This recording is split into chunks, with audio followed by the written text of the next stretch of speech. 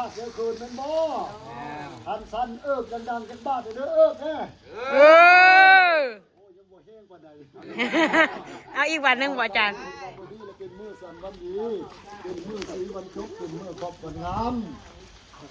เป็นมื้อยามวันไซเป็นมื้อได้วันเลิศเป็นมื้อที่มงคลใจพรอันประเสริฐล้ำเลิศเกิดนี้มาฮอดจอดเพียงแล้วพอเจ้าแก้วแม่เจ้าคำแม่เจ้าคำแม่เจ้าคุณแม่เจ้ามันแม่เจ้ายืนแม่เจ้าจุกแม่เจ้าดีแม่เจ้าหั่งแม่เจ้ามี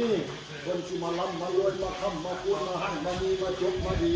มาเป็นสิทธิ์มีมั่งมาเห็นเงินราคาเห็นประสาทงามยามนี้เป็นมายามดีจุกปกงานยังสอบประกอบเป็นมงคลอันประเสริฐล้ำเลิศเกิดนี้มาฮอดจอดเพียงแล้วพวกเขาพ่อแม่เท่าแก่ตาได้พากันง่าภาพกระดอนค้อนกระเดื่องพากันใส่ยูห้องของข้าวป้าประการมาเห็นเนื้อลันอาจมีประสาทลังงามยามเป็นมงคลอันประเสริฐเกิดนี้มาฮอดจอดเพียงแล้วจึงพากันมาใส่ยูห้องของข้าวสิขึ้นเนื้อลันอาจขึ้นประสาทลังงามยามเป็นมงคลคำพูดลุ่นขึ้นสิมาหั่งมานี้